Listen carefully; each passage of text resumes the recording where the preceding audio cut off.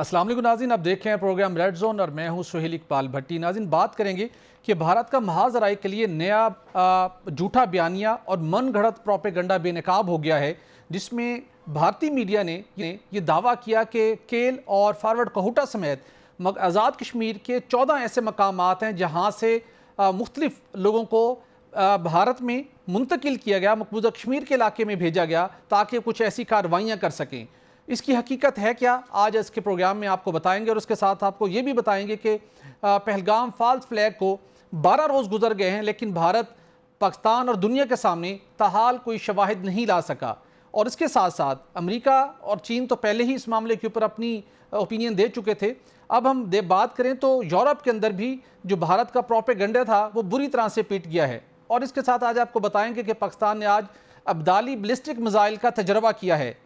इस मिसाइल का तजर्बा अगरचे के माजी में भी हो चुका है, आज इस मिसाइल का तजर्बा एक्स इंडस एक्सरसाइज के तहत करने की ज़रूरत क्यों पेश आई, इसकी क्या अहमियत है और इस मिसाइल के तजर्बे से भारत को क्या पैगाम दिया गया है, इस पर भी बात करेंगे। और इसके साथ आपको बताएंगे कि वज़ीर दिफा ख्वाजा आसिफ कहते हैं कि भारत से हमले का ख़तरा भी कम नहीं हुआ, दुनिया ये कोशिश कर रही है कि इस तनाज़े को कम किया जाए।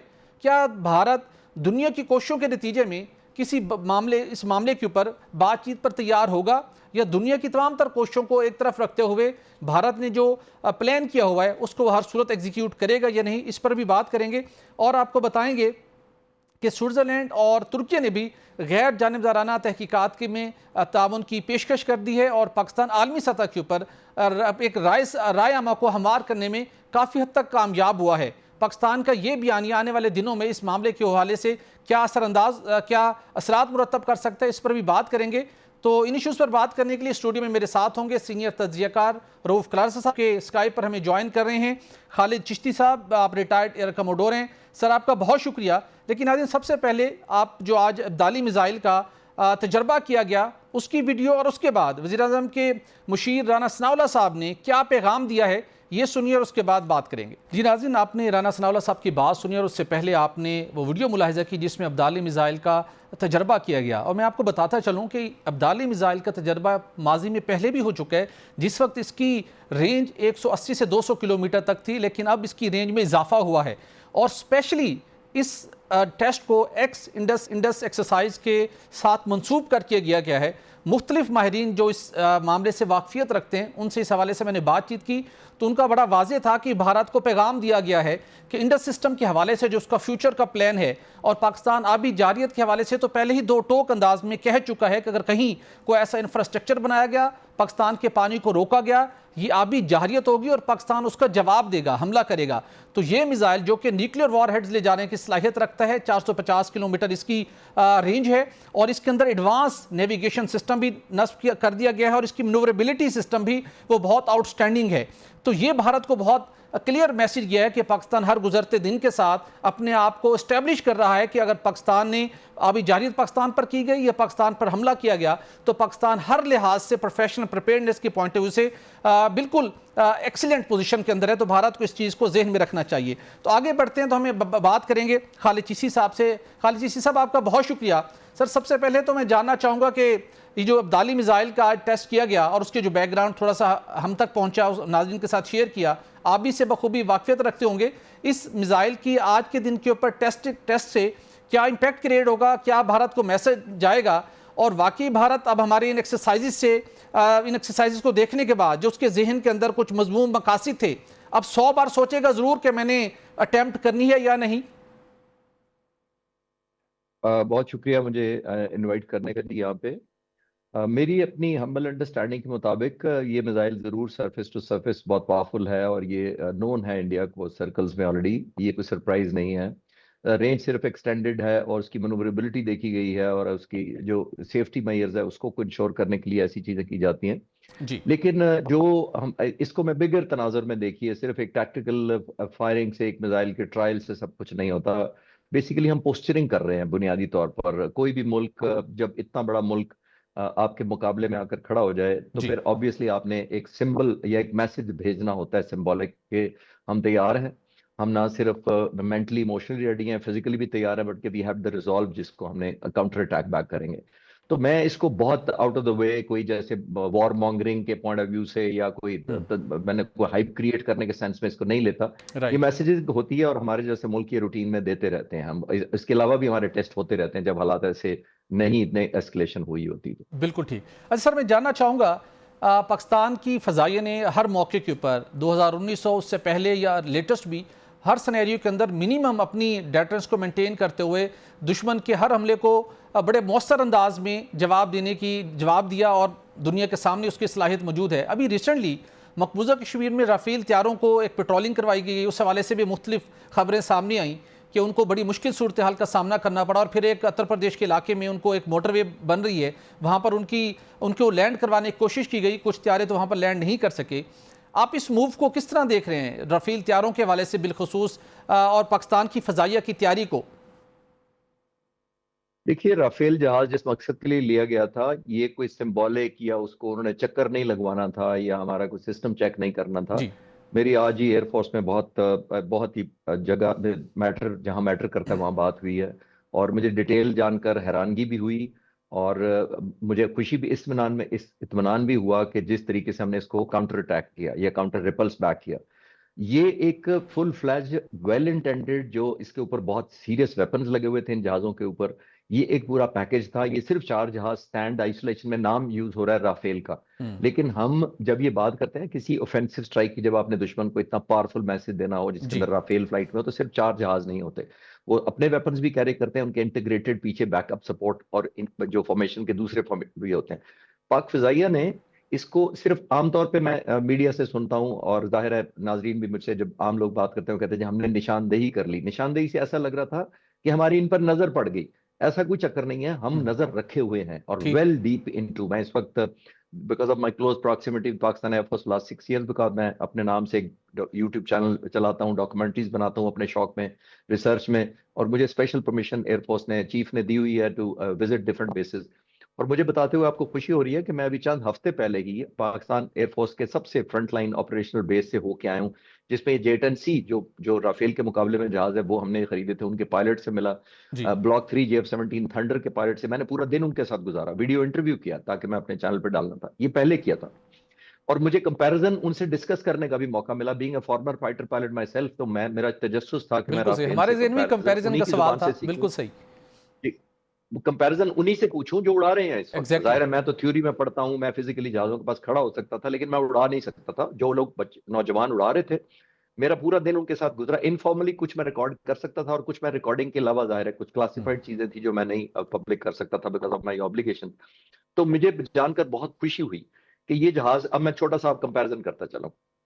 2019 में हमें जाना पड़ेगा, जब नरेंद्र मोदी ने यह कहा था कि अगर हमारे पास राफेल होते, जी। सारे आप लोग बात कर रहे हैं, तो हमारे पास ये मौका ना आता। और उस फौरन उन्होंने ऑर्डर किया, $9 बिलियन की ये डील थी, जहाजों की 36 जहाज खरीदने थे, वो आना शुरू हो गए।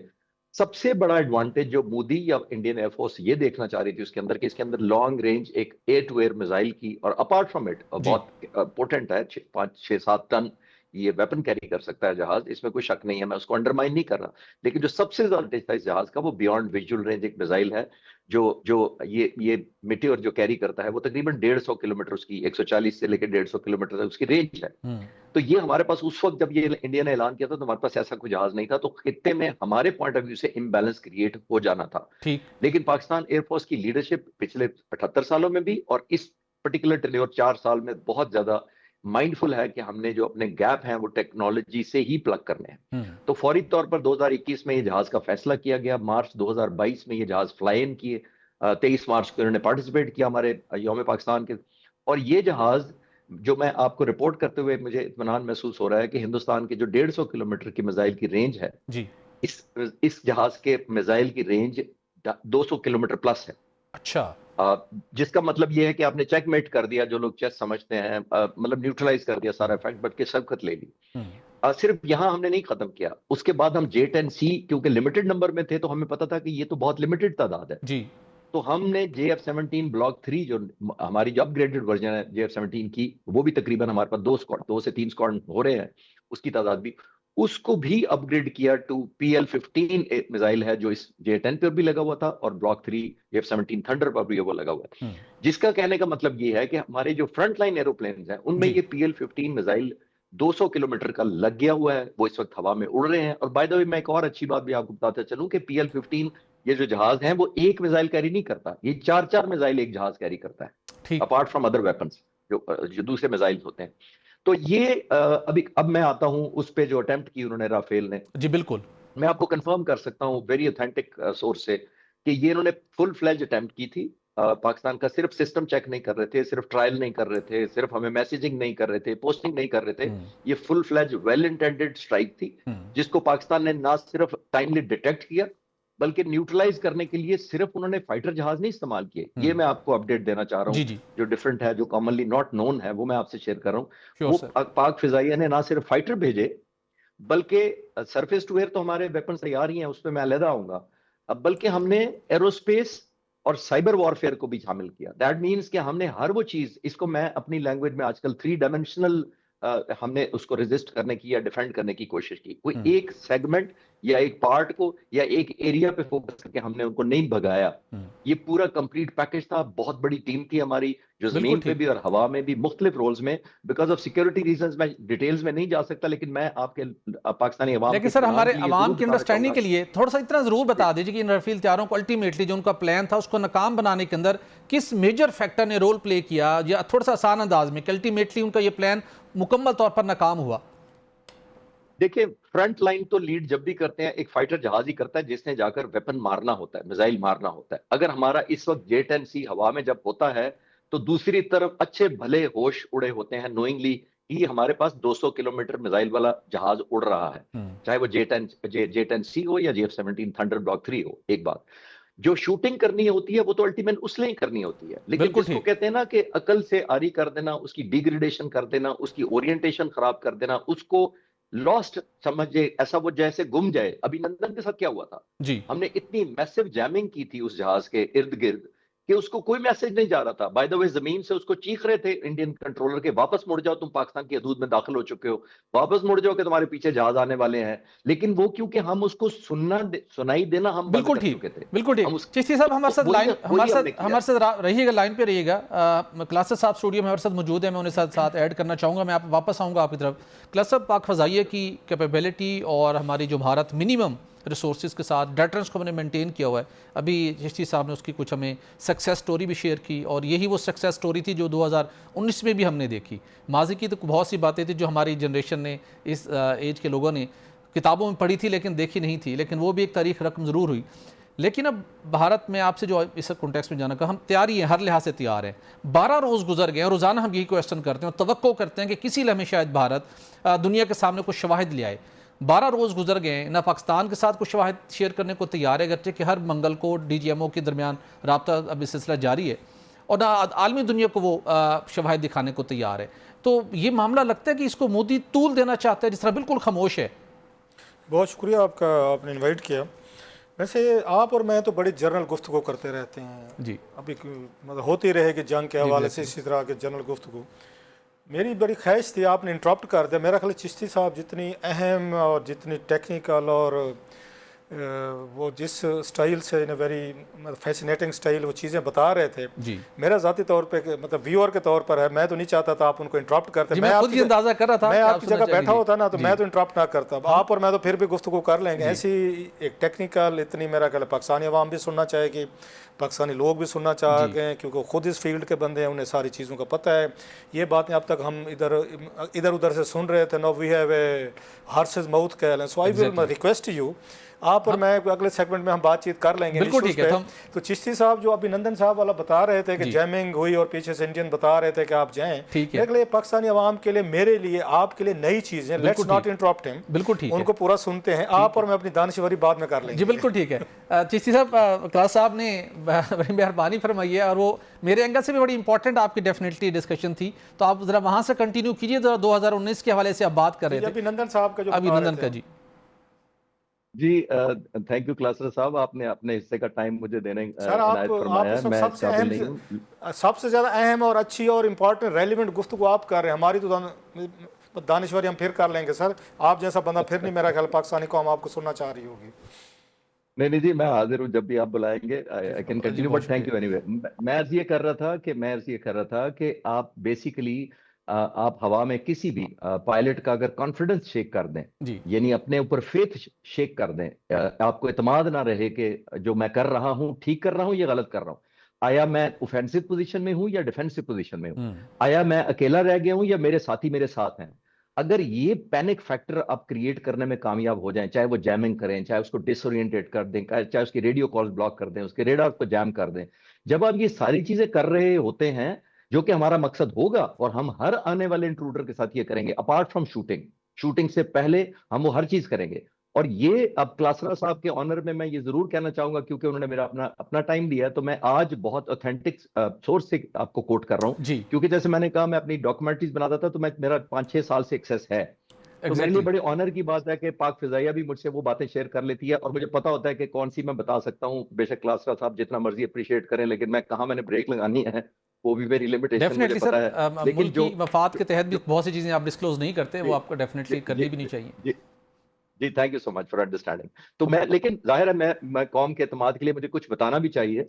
वो ये है कि राफेल जहाज की जो डिग्रेडेशन थी इन पायलट्स की सारों की, ये पाक फिजाइया ने बहुत डिफरेंट तरीकों से, अनयूजुअल तरीकों से, और मैं क्लेम कर सकता हूं कि इस खित्ते में वो कभी टैक्टिक्स इस्तेमाल नहीं किए जो पाक फिजाई ने इनके ऊपर किए हैं, अच्छा और इतनी ज्यादा डिग्रेडेशन की कि उनको, जिसको कहते हैं ना होश खो बैठना, उर्दू में अगर लफ्ज मैं ठीक बोल रहा हूं, तो ऑलमोस्ट वो आधा होश खो बैठे थे, और मुश्किल से जाकर उन्होंने जहाजों को रिकवरी कर पाए जो बड़े ऑफेंसिव डिजाइन से आए थे, बड़ी हाई स्पीड थे ये भी मुझे पता है, बड़े हाई ऑल्टीट्यूड पे थे ये भी मुझे पता है, और क्या क्या उनके इंटेंशंस और वेपन्स लगे हुए थे वो भी मुझे पता है।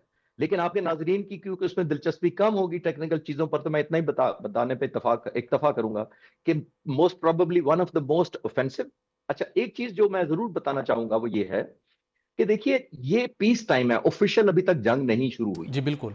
और मैं फाइटर पायलट रहा हूं, मैंने भी कोई 3,000 घंटे फ्लाइंग की है, मैं आपको अश्योरेंस बता सकता हूं कि जो हमने pre planned pre designated war strategy के तहत मिशन उड़ने होते हैं, वो वेरी वेल रिहर्स्ड होते हैं, वो वेरी वेल कैलकुलेटेड होते हैं, राइट और ये उनमें से मिशन होना चाहिए था। यानी वो टेक्स्ट बुक मिशन होते हैं जिसके अंदर आपको पता होता है कि फॉग ऑफ वॉर नहीं हुई, पैनिक फैक्टर नहीं था, ह्यूमन लॉसेस नहीं हुए, कि चेंज ऑफ कमांड नहीं हो गई, चेंज ऑफ माइंड नहीं हो गया, तो ये सारी चीजें जब आप इकट्ठी करते हैं, ये जंग में चली जाती हैं सारी, उसमें वेरिएशन बड़ी आ जाती है। जब आप किसी मुल्क के साथ जंग में अभी फॉर्मली नहीं गए, आपने टेक्स्ट बुक मिशन उड़ना है, वो तो आइडियल सर्कमस्टांसेस में आप उड़ रहे हैं, जो आपने बड़ी दफा रिहर्सल किया होगा, दर्जनों दफा किया जाना चाहिए था, जी और राफेल को लेके इसको कई दफा रिहर्सल इन्होंने किया होगा, आई एम श्योर। आप उसके बावजूद, अगर मैं इस चीज का पाक फजाइया को बहुत क्रेडिट देना चाहूंगा, और मैं बड़ा प्राउड फील करता हूं बीइंग अ फॉर्मर फाइटर और pilot of the same air force, कि इन्होंने इतनी मैसिव उनकी डिग्रेडेशन की है कि they had to abandon the mission. ये मैं आपके नाजरीन के लिए थोड़ी सी ये मिसअंडरस्टैंडिंग क्लियर करता चलूं, और आपके जहनों में भी शायद हो, जी जैसे मैं शुरू में कहा था कि ये कोई जहाजों की कोई निशानदही कर ली, निशानदही ऐसे लगा कि सड़क पे जा रहे थे, हमें अचानक नजर आ गए। ये मैं लोगों की कंफर्ट के लिए बताता चलूं कि हम हिंदुस्तान के बहुत बड़ी एयर स्पेस को हर वक्त 24 घंटे दिन और रात नजर में रखे हुए हैं, इसी तरह की मूवमेंट हमें पता होती है कि हवा में उनकी तरफ क्या हो रही है, तो इंशाल्लाह ताला वो ना सिर्फ सरप्राइज देने की पोजीशन में नहीं होंगे, बल्कि इंशाल्लाह ताला हम उनको इस दफा सरप्राइज देंगे। बिल्कुल ठीक है जी छोटा सा मैं जी जी लाजमी। अच्छा साहब, आपने बड़ा इंतहाई अहम चीज़ें सर एक बड़े आसान लफ्ज़ों में आपने हमें बताई। मैं just for my own consumption और आम इसके लिए दो चीज़ें सर। एक तो ये रिपोर्ट हो रहा था शायद पाकिस्तानी ये जो हमारे फाइटर प्लेन थे इन्होंने उनको लॉक भी किया और उनको बताया भी गया, ये खबरें आ रही थी हम पढ़ रहे थे। अब इनमें कितनी सदाकत है कि लॉक किया गया उनको, उनके जो 4 फेल थे उनको बताया गया कि आपको हमने लॉक कर लिया, इट्स बेटर टू कि आप वापस चले जाएं। Is it true, number 1। और दूसरा, जब हम इसमें हैं कन्फ्लिक्ट हुई एक सिचुएशन में है, तो क्या हमारे प्लेन जो हैं इस वक्त या इंडियंस जो हैं ये इस वक्त मुसलसल फ़ज़ा में रहते हैं या कुछ टाइम मिलता है इनको फ्लाई करने के लिए, जब हमारे ये रडार वगैरह डिटेक्ट करते हैं कि कोई चीज़ पाकिस्तान की तरफ आ रही है, या इस वक्त ये हवा में ये फ़ज़ा में मौजूद है हमारे प्लेन्स? देखिए, मैं बजाय टेक्निकल चीजों में जाने के और बिकॉज ऑफ अदर रीजंस मैं शायद डिटेल्स में ना जा सकूं, सिर्फ मैं इतना जरूर बताना चाहूंगा कि उनको ये हमने मैसेज दे दिया था कि हाँ, आप सब कुछ नजर आ रहा है, हम राइट। सब कुछ देख रहे हैं। पहली बात तो ये, यहां तक इत्तेफाक करके, क्योंकि टेक्निकल भी हो जाएगा और मेरी भी लिमिटेशन आ जाएगी, आप ये समझ लें कि उनको ये पता चल गया था कि हम सब कुछ देख रहे हैं। पहली बात तो ये है। आपने दूसरा सवाल ये किया है कि जो कंपैरिजन है इसके अंदर जो जो डिग्रेडेशन होती है, और ये वो जो प्रॉब्ली यही सवाल था आपका क्लास नहीं साहब सर, कि मेरा आपने था दूसरा कि क्वेश्चन। हमारे जहाज फजा में मुसलसल 24 घंटे मौजूद हैं ओके या ओके वो सिचुएशन जी के मुताबिक। जी सिचुएशन के जी मुताबिक फ्लाई थैंक यू करते हैं? जी, थैंक यू वेरी मच। देखिए, कोई भी एयरफोर्स अपने तमाम फ्लीट को या मैक्सिमम को हर वक्त हवा में नहीं रख सकती। जी उसकी दो तीन लिमिटेशंस होती हैं। वो लिमिटेशन ये होती है कि आप एक जहाज आपके ओवरड्यू हो जाएंगे, ओवरऑलिंग पायलट ओवरस्ट्रेच हो जाएंगे, फटीग हो जाएंगे, उनको स्टैगर करना पड़ता है। आप एट ऐसी टाइम पे ज्यादा एग्जॉस्ट नहीं करना चाहते कि जब जंग शुरू हो तो आप ऑलरेडी एग्जॉस्ट कर चुके हो, चाहे वो फ्यूल हो, चाहे वेपन्स हो, चाहे स्टेमिना हो, चाहे मेंटेनेंस हो। तो हर एंगल से आपने ये देखना होता है कि हमने एक डिस्क्रीट बैलेंस रखना होता है। बैलेंस इस तरह रखना होता है कि इतना भी नहीं ऑल आउट जाना होता कि जब जंग शुरू हो तो आप एग्जॉस्ट हो चुके हो, और इतना कम भी नहीं होना कि आप अपनी प्रेजेंस शो ना करें। तो it's a very happy balance जो ठीक। ऑब्वियसली कमांड एंड कंट्रोल और लीडरशिप खुद रखती है। मेरा मेरे पास काफी सारी इंफॉर्मेशन है जिसके अंदर हम बहुत केयरफुल उड़ा रहे हैं, इस तरह बैलेंस कर रहे हैं कि जब ये जहाज में हवा में हो तो मैसेज भी जाए। ये तीन डिफरेंट कैटेगरीज की क्लास साहब मैं अर्ज करता चलूं कि अलर्ट लेवल होते हैं। मैं आपके व्यूअर्स की अंडरस्टैंडिंग के लिए कोशिश करता हूं जितना सिंपल कर सकूं। कुछ पायलट्स ऐसे होते हैं जो जमीन पर बैठे होते हैं, स्टैंड बाय होते हैं, चाय पी रहे होते हैं, टीवी देख रहे होते हैं। जब स्क्रैम्बल होता है यानी खतरे का अलार्म बजता है तो वो भागते हैं, जहाज स्टार्ट करते हैं, टैक्सी करते हैं, टेक ऑफ करके दुश्मन तक पहुंचने की ऑब्वियसली लग जाते हैं। लेकिन ये it's a time taking process. ये टाइम लगता है कि आप भागेंगे, जहाज में जाएंगे, स्टार्ट करेंगे, 5-6 मिनट लग जाएंगे आपको पहुंचने तक दुश्मन में, और फिर डिस्टेंस कितना है आपका दुश्मन से वो भी टाइम मैटर करता है। तो बाज दफा, और स्पेशली हमारे बॉर्डर्स इतने करीब हैं और कंटिगुअस हैं कि हमारे पायलट्स को और उनके पायलट्स को भी इतना टाइम बिल्कुल नहीं मिल ठीक। सकता कि आप जमीन से भागें। चिश्ती दूसरी साहब, ऑप्शन ये होती है कि चिश्ती आप साहब, मैं कॉकपिट आपको स्टैंड इंटरप्ट बाय। करना चाहूंगा सर, यहाँ पे एक ब्रेक का वक्त हो रहा है, हम ब्रेक लेंगे और चूंकि टाइम फौरन वापस आएंगे, हमारे साथ रहिएगा। वेलकम बैक नाज़रीन। ब्रेक पर जाने से कबल हम बात कर रहे थे खालिद चिश्ती साहब से, जो बहुत डिटेल के साथ बता रहे थे किस तरीके के साथ पाकिस्तान एयरफोर्स ने माजी करीब में भी वतन अजीज़ के दिफा किया, कौमी सलामती को यकीनी बनाया। 2019 के अंदर पाक फ़ज़ाई ने किस महारत का मुजाहरा किया और कम तरीन डेटरेंस और कम तरीन बजट के बावजूद भारत के हर अज़ाइम को नाकाम बनाने के लिए पाक फ़ज़ाई 24 घंटे अलर्ट हमें दिखाई दे रही है। तो चिश्ती साहब गुफ्तगू का सिलसिला जारी रखेंगे। खालिद साहब, जानना चाहूँगा जो हम बातचीत कर रहे थे, एक बड़ा इंपॉर्टेंट पॉइंट है, आवाम के जहन में भी आता है। अभी जो हालात हैं, हाई अलर्ट सिचुएशन, इन हालात के अंदर बिलखुसूस हम लाइन ऑफ कंट्रोल की बात करें, हम पंजाब ईस्टर्न बॉर्डर की बात करें, तो जो पाक फ़ज़ाइये की शाहीन हैं, उनके जो पायलट्स हैं, जो उनका आपका SOPs डेफिनेटली साथ अप्लाई होंगे, तो जिस वक्त कोई इंडिकेशंस मिले या पायलट को गो हेड दिया जाए, फाइटर जेट के पायलट को, तो कितने मिनट के अंदर वो फ़ज़ा में बुलंद हो जाएगा और वो दुश्मन का बिल्कुल मुकाबला करने की पोजीशन में होगा? मिनिमम कितना टाइम सर रिक्वायर्ड होता है इस लेवल पर पहुंचने के लिए? जैसे मैं अर्ज कर रहा था कि ऐसा नहीं होता कि सारे पायलट्स एक ही वक्त में ग्राउंड पर आते हैं या रिफ्रेश होते हैं या रिफ्यूल करते हैं या खाना खाते हैं। ये स्टैगरिंग होती है पूरे सिस्टम के अंदर, और पूरा हमने पाकिस्तान कवर करना होता है। एट एनी गिवन टाइम 24 घंटे में कोई ऐसा वक्त नहीं होता कि पाक फिजाइया के कोई ना कोई एसेट्स, तैयारे, इंटीग्रेटेड सर्वेलेंस रेडार, जैमर्स हवा में ना हो। आजकल के हालात में तो बिल्कुल नहीं होता। नॉर्मली ऐसा नहीं होता कि हर वक्त जहाज और पूरे का पूरा बॉर्डर हम जहाज भेज के मेंटेन करें, सर्वेलेंस के थ्रू भी मेंटेन होता है, क्योंकि आजकल के हालात में हमने रिस्पॉन्ड सेकंड्स में करना होता है, मिनटों में नहीं करना होता। तो पाक फिजाइया के बहुत सारा फ्लीट जो है इस वक्त वो पाकिस्तान को डिवाइड किए हुए हैं, गिलगित बल्तिस्तान से लेकर कराची के खुले समंदरों तक ठीक हमने डिवाइड किया होता है, और उसके अंदर मुख्तलिफ पैकेजेस उड़ रहे होते हैं। ये भी नहीं होता कि हर जगह J-10C उड़ रहा है, कहीं ब्लॉक 3 उड़ रहा होगा, कहीं F-16 अपना रोल प्ले कर रहे होंगे। मैं आपके नाजरीन के इत्मीनान की बताता चलूं कि F-16 पिछले 43 साल से हम उड़ा रहे हैं। अब सोचिए हमारे पास कितने सीजनड और एक्सपीरियंस पायलट्स और ये वेपन सिस्टम है जिस पर हमारा, जिसको कहते हैं ना, बहुत अच्छा एक्सपीरियंस लेवल है। मिराज हमारे तकरीबन 55 साल से ये एयरफोर्स उड़ा रही है। सबसे ज्यादा इस वक्त फ्लीट मिराजेस का अगर पूरी दुनिया में किसी के पास है तो वो पाक फिजाइया के पास है। एक बात ये है, तो ये मिक्स्ड बैग है, पूरा पाकिस्तान कवर करना है। सिर्फ हमने दुश्मन को जो सरप्राइज देना होता है उसको ये नहीं पता लगने देते हम कि कौन सा जहाज किस वक्त कहां उड़ रहा है और कितनी देर में वो रिएक्ट करेगा।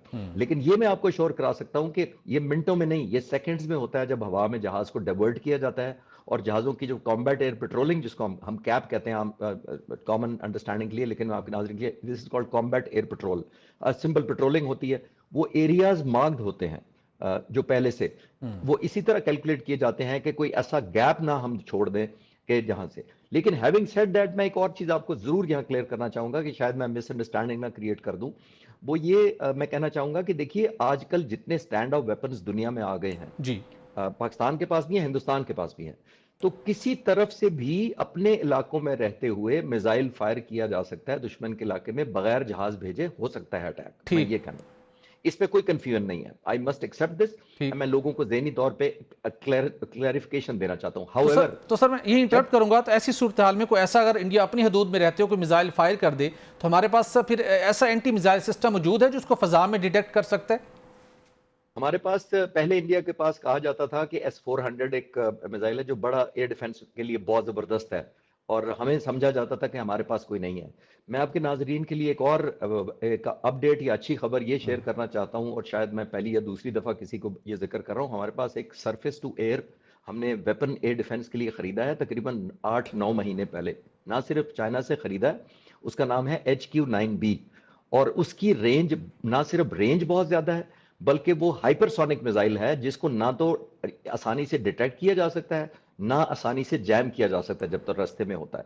वो भी है हमारे पास, जो इंडिया का तोड़ है, एंड इतना एक्यूरेट है कि उसके अंदर एक स्टेल्थ एलिमेंट भी है। दैट मीन स्टेल्थ वो एलिमेंट होता है जिसके अंदर दुश्मन के रडार पे आसानी से नजर नहीं आता। वो एक बात जो मैं बात कर रहा था कि अपने मुल्क में रहते हुए अगर कोई स्टैंड ऑफ वेपन फायर करता है तो क्या वो पॉसिबल है? हम इंटरसेप्ट करने की पूरी कोशिश करेंगे, जी हो सकता है। लेकिन वो अगर गिर जाता है तो ये मैं हिंदुस्तान एयरफोर्स को ये एज अ कॉमरेड के, हम ही फाइटर पायलट, उधर भी फाइटर पायलट होंगे, मैं बताना ही चाह रहा हूं कि आपको फिर ये तैयार रहना चाहिए कि आप एक दफा हिट करेंगे तो आपने हिट बैक नहीं लेना। उसकी प्राइस नहीं आपको पता, उसकी प्राइस बहुत ज्यादा है, बिल्कुल ठीक, और उसकी प्राइस इंशाल्लाह ताला इतनी ज्यादा होगी कि आपकी इमेजिन से, बिकॉज ऑफेंस उन्होंने किया है। बिल्कुल ठीक, डिफेंसिव नेचर पे फाइट करने का नुकसान ये होता है कि आपने गेस करना होता है। बिल्कुल ठीक, डिफेंसिव फाइट करने का आपने बिल्कुल गेस ठीक, करना होता है, दुश्मन कौन सा इलाका चुनेगा, कहां आएगा, दिन को आएगा, बिल्कुल रात ठीक। को सर आएगा, आपसे किस बड़ी इलाके बड़ी इंपॉर्टेंट और वैल्यूएबल डिस्कशन हो रही है, कुछ टाइम भी कम है। मैं एक लास्ट क्वेश्चन आपसे करना चाहूँगा। कुछ इतलात ये सामने आई थी कि पाकिस्तान और चीन के पास, ये दुनिया के दो ऐसे मुल्क हैं, इनके पास एक ख़ास किस्म का एक रडार सिस्टम या कोई और ऐसा सिस्टम है जो सिर्फ इन्हीं दो ममालिक के पास है, जो ऐसे तैयारों को, उनके रडार सिस्टम को जैम कर सकते हैं। और जब रफ़ील वाला भी हम डिस्कशन कर रहे थे, जब वो मकबूजा कश्मीर में आए तो वहाँ पर भी ये सिस्टम यूटिलाइज हुआ है। क्या आपके नॉलेज में है वाकई ऐसा सिस्टम एक हमारे पास है जो दुनिया किसी और मुल्क के पास नहीं है, चीन के अलावा? अभी जो मैंने बताया वो पाकिस्तान पहला मुल्क है चाइना के अलावा जो इस्तेमाल ओके, कर रहा है। ये भी अच्छी खबर आपको मैं दे दूं, तो वो वही सिस्टम है शायद जिसको आप गेस कर रहे हैं या जानना चाह रहे हैं। वो HQ-9B चाइना ने अपने अलावा अभी तक किसी दूसरे मुल्क को नहीं दिया। दैट मीन्स, और चाइनीज दूसरे मुल्क को उसी वक्त देते हैं जाहिर है जब तक बहुत ज्यादा एतमाद ना हो, बिकॉज उसके अंदर बहुत सारे कॉन्फिडेंशियल इंफॉर्मेशन भी साथ जाती है। जैमिंग कैसे हो सकती है, बिल्कुल जैमिंग ठीक, रेजिस्ट कैसे की जाती है, रेंज कितनी है, प्रोपेलेंट कैसा है, लीथल वॉरहेड कितना लग सकता है, तो ये सारी चीजें जहन में रख के कोई देता है। तो दैट शोज एक पाकिस्तान के ऊपर ट्रस्ट इतना है, और इंशाल्लाह तो पाकिस्तान लिव अप करेगा अगर कभी जरूरत पड़ी तो रिटेलिएटरी स्ट्राइक करने की। बिकॉज एक चीज मैं जरूर ऐड करूं जो मैं पहले जुमले में कहते रह गए, वो आपका सवाल इंपॉर्टेंट बीच में आया, जी कि जब हम हिट बैक करेंगे तो वहां 1.4 बिलियन पॉपुलेशन को भी हिंदुस्तानी एयरफोर्स ने जवाब देना है, और हिंदुस्तानी लीडरशिप ने भी जवाब देना है। और ये भी मैं बताता चलूं कि 1.4 बिलियन जो लोग हैं वो सारे वॉर मॉन्गर नहीं है। 1.39 बिलियन शायद होंगे जो पीस लविंग है, बिल्कुल अमन ऐसा है, पसंद होंगे। बिल्कुल ऐसा पाकिस्तान है, में भी ऐसे ही है। हम कोई मजबूरन नहीं करते ऑपरेशन स्विफ्ट रिटॉर्ट, हमने जब भी किया है मजबूरी में करेंगे। और मैं भी दुआ करता हूं कि अल्लाह ताला पाक फिजाइया को इतना मजबूर ना करे कि वो एक और ऑपरेशन स्विफ्ट रिटॉर्ट। बिल्कुल ठीक, आमीन। हम भी दुआ गो हैं। काली चीसी साहब, आपने वक्त दिया और आपने जिस तरीके से बताया पाकिस्तान एयरफोर्स की जो तैयारियां हैं और दीगर हमारी फ़ौज पाकिस्तान की भी, तो बिल्कुल वाज़ेह है, जिससे कौम का हौसला बुलंद है, अज़्म पुख्ता है कि भारत ने अगर कोई हमला किया तो उसका जवाबी हमला भारत की तवक्को से बढ़ के दिया जाएगा। और वतन अजीज़ की सरजमीन को, कौम इस्लामती को, खुद मुख्तारी को यकीनी बनाने के लिए पाक फ़ज़ाइया का जितना इंपॉर्टेंट रोल है वो आपने हमारे साथ शेयर किया, आपने वक्त दिया, आपका बहुत शुक्रिया। कला साहब, आपने भी सारी सेशन सुनी, जो कौम का मुराल है, जो सिक्योरिटी फोर्सेस अफवाज पाकिस्तान का मुराल है, वो बहुत हाई है हर सूरत हाल से निपटने के लिए। लेकिन भारत जो सबूत तो फराहम नहीं कर रहा, न्यूट्रल इन्वेस्टिगेशन के लिए भी तैयार नहीं है। लेकिन आज एक और उन्होंने संगीन इल्ज़ाम आयद किया है, उन्होंने लाइन ऑफ कंट्रोल के 12 मकामात की निशानदही की है बाय नेम, जिसके अंदर केल मौजूद है जो कि नीलम वैली का हिस्सा है, जिसके अंदर फॉरवर्ड कोहोटा है। टोटल 14 पॉइंट्स हैं, जहाँ से उन्होंने कहा है कि ये वो मकामात हैं जहाँ से पाकिस्तान ने दहशत गर्दों को मकबूजा कश्मीर और भारत में दाखिल किया है। पाकिस्तान ने उनके मौसर तरीके से जवाब दिया है और वजारत इत्तलात और नशियात ने यह फैसला किया है कि कल इन मकामात के ऊपर इंटरनेशनल मीडिया और कौमी पाकिस्तान के मीडिया को, पाकिस्तानी मीडिया को और जर्नलिस्ट को वहाँ पे ले जाया जाएगा और सारी जगह दिखाई जाएंगी कि ये देखिए कौन से यहाँ से टेररिस्ट जा सकते हैं और वहाँ पे सिक्योरिटी की क्या अरेंजमेंट्स है दोनों तरफ से। तो ये आपको समझ आती है कि भारत ने इल्ज़ाम लगा देता है, कोई सबूत मांगते हैं, रोकते उनको नहीं है, सबूत नहीं देते और इल्ज़ाम हर दूसरे दिन एक नया इल्ज़ाम आता है। ये मेरे लिए हैरान कुन बात है कि मेरा ख्याल है जितना ये हॉट ये बॉर्डर है, ये बॉर्डर के हैं, LOC के हैं जी, दुनिया में शायद इतना तो ये गज़ा और इसराइल के दरमियान भी नहीं होगा जितना मॉनिटर किया जाता है, जितना यू आर एब्सोल्युटली राइट। मतलब आज का नहीं है ये 48 से ये आपकी ये चल रही है। इसी तरीके का डिस्प्यूटेड एरिया जो है LOC जिसको शिमला अकॉर्ड के तहत तो उन्होंने वो किया, तस्लीम किया था दोनों मुल्कों ने। यहाँ पे आपने अपने जहाज़ भी लगाए हुए हैं, आपने जासूसी के वो भी लगाए हुए हैं, ड्रोन भी जो आप यकीनी तौर पर अभी भी हम सुन रहे थे ड्रोन का इस्तेमाल हो रहा है जी, ढूंढने की कोशिश की जा रही है जिन लोगों ने वहाँ पे जंगलात में चीज़ों में। आपकी आर्मी भी बैठी हुई है, आप कहते हैं आपने बार भी लगाई हुई है, आपके पास जासूसी के जदीद तरीन भी हैं। अगर पाकिस्तान ने 12 ये मतलब ऐसी जगहों से उन्होंने बंदे दाखिल कर दिए हैं और आपको पता ही नहीं चला तो मेरा ख्याल सुलह कर लें। बिल्कुल ठीक, खत्म हो गया, खत्म हो गया, बड़ी अच्छी तजवीज़ है। लड़ाई नहीं बनती, बिल्कुल ठीक, लड़ाई नहीं बनती अगर आपको पता नहीं चला अपने बंदे तो आप सुलह कर लीजिए। क्लास साहब की बड़ी अच्छी तजवीज़ है और कल किस मनगढ़ंत बयानिए का भी कल इसका बेनकाब किया जाएगा उन्हीं मकामात पर जाकर जिनकी भारत ने निशानदही की है। नाज़रीन आज के लिए इतने ही, इजाज़त दीजिए, अल्लाह हाफिज़।